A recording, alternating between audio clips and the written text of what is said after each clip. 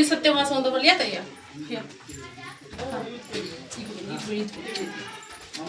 आज आम्ही का रोहितळ गेवराई तालुक्यातलं गाव आहे, बीड जिल्ह्यातलं हे गावी आलोय आणि जिल्हा परिषदेची शाळा आहे इथं रोहितळला.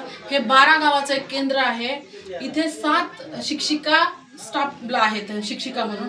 आता ह्या इथं शिकणारे विद्यार्थी 7वी पर्यंतचे म्हणजे किती असतील आता त्याचा आकडा आम्ही घेऊ. पण तुर्तास बाथरूमची काय हाल आहे, शौचालयाचे काय हाल आहे ते बघा तुम्ही. हा हा हे उकीर काढलाय. हे मुलींचे आहेत हे बाथरूम. हा एक मुलींचे हे 2 हा एक हे बघा ह्या बाटल्या म्हणजे इथे एकदा म्हणजे मुलींची दारूची बाटली सुद्धा आहे इथं. अवस्था हे इथं पाण्याची सोय नाही.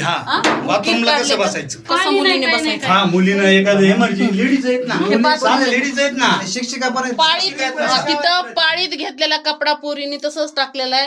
म्हणजे किती त्यांना कसं किती घाण आहे. आहे. हो आणि सगळं हे झालेलं आहे भिंती हे म्हणजे याच्यावरचे पैसे खाल्लेले त्याची डागडुजी सुद्धा शिक्षक लोक करत नाही.